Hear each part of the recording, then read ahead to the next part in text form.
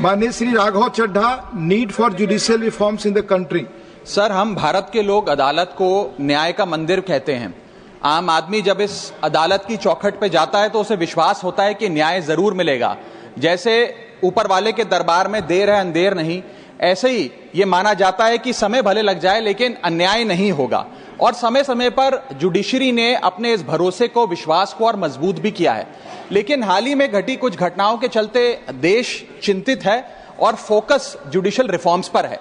जैसे इस देश में इलेक्टोरल रिफॉर्म्स हुए, पुलिस रिफॉर्म्स हुए, एजुकेशन हेल्थ केयर में रिफॉर्म्स हुए, वैसे ही जुडिशियल रिफॉर्म्स होने की आवश्यकता है। लेकिन ऐसे रिफॉर्म्स जो जुडिशियल इंडिपेंडेंस को मजबूत करें और जुडिशियल करप्शन को समाप्त करें। इस विषय में दो महत्वपूर्ण मुद्दे उठाना चाहूंगा, अपॉइंटमेंट ऑफ जजेस से लेकर रिटायरमेंट ऑफ जजेस तक। सर, जहां तक अपॉइंटमेंट ऑफ जजेस की बात है, समय समय पर कोलिजियम सिस्टम की शॉर्टकमिंग्स यानी कि खामियां लॉ कमीशन की रिपोर्ट्स, लीगल ल्यूमिनरीज के बयानों के माध्यम से सामने आई और शायद इसी के चलते एनजेएसी जैसे कानून को लाने की जरूरत भी पड़ी।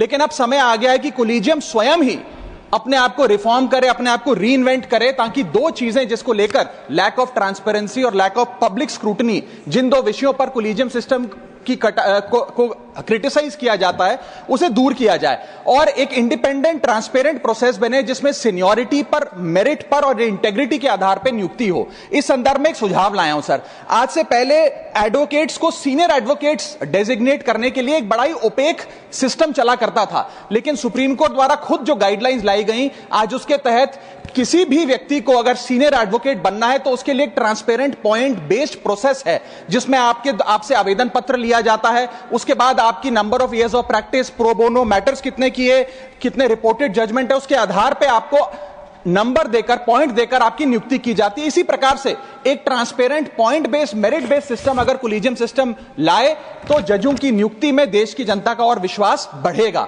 और दूसरा विषय है सर, रिटायरमेंट ऑफ जजेस से संबंधी।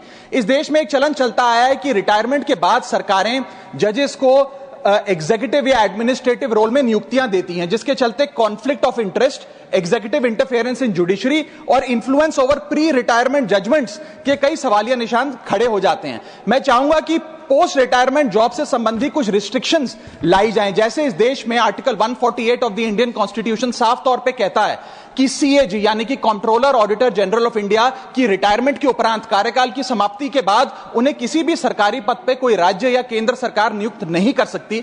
इसी प्रकार अगर एब्सोल्यूट रिस्ट्रिक्शन नहीं तो कहीं ना कहीं 2 साल का कूलिंग ऑफ मैंडेटरी पीरियड जरूर लाना चाहिए कि जजों के रिटायरमेंट के बाद कम से कम 2 साल तक उन्हें किसी भी सरकारी पद पर ना कोई राज्य सरकार ना केंद्र सरकार नियुक्त करे। यदि ऐसा होता है सर तो यह भारत के न्यायिक इतिहास में मील का पत्थर साबित होगा। हम देश के लोग अदालत को मंदिर मानते हैं और जजों को न्याय की मूर्ति मानते हैं। ये सारे जुडिशियल रिफॉर्म्स अगर होते हैं तो देश